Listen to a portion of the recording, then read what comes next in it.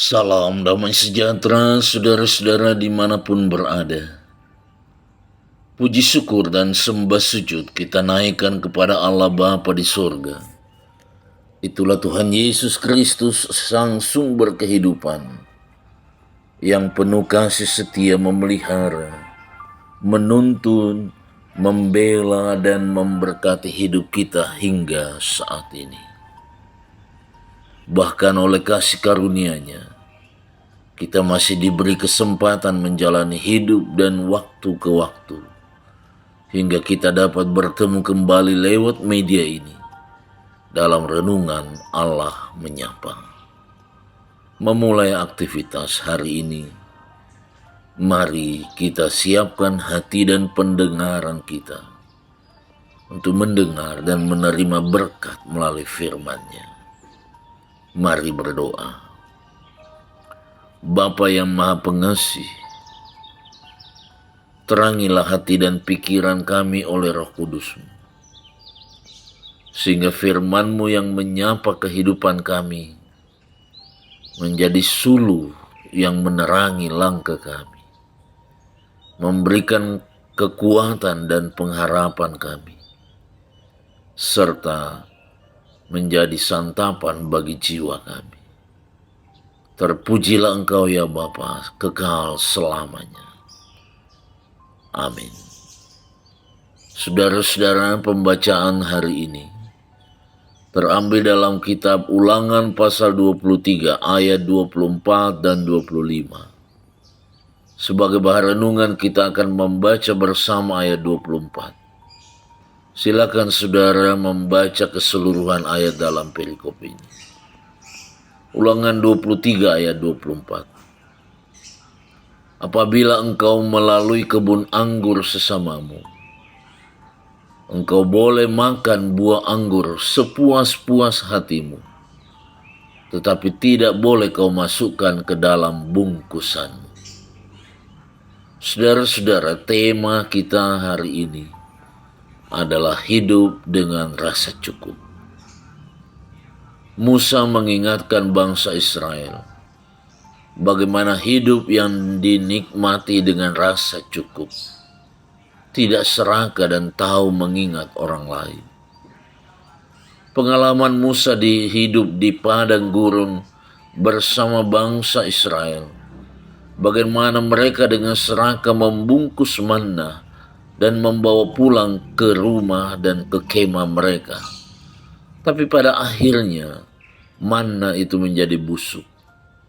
Itu membuat Musa mengingatkan kembali kepada bangsa Israel untuk tahu hidup berkecukupan. Musa tidak melarang bangsa Israel memetik dan memakan buah anggur sesama yang mereka lewati, asal makan dan menikmati sesuai kebutuhan tubuh mereka. Musa tidak mengizinkan mereka kemudian memetik dan membungkusnya untuk dibawa pulang. Dinikmati tanpa keserakahan dan tahu rasa cukup. Kita adalah Israel rohani. Mari kita pun tahu menikmati berkat Tuhan dengan rasa cukup, tidak dihinggapi oleh roh keserakahan, tapi mau mengingat orang lain. Kalau Musa mengingatkan bangsa Israel untuk tidak membungkus buah anggur untuk dibawa pulang, karena Musa tahu dan Musa mau mengajarkan bangsa ini untuk hidup tidak khawatir akan hari esok. Kita pun diajar oleh Tuhan agar kita mau menikmati hidup yang secukupnya.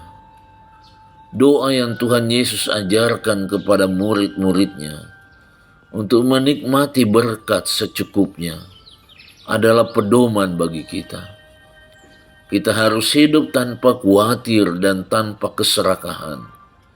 Hidup kita ada dalam kendali Tuhan. Tuhan tahu setiap kebutuhan kita. Karena itu berharap dan bersandarlah kepada Dia, Sang sumber kehidupan. Jangan khawatirkan hari esok, karena kesusahan sehari cukuplah untuk sehari. Amin. Mari berdoa.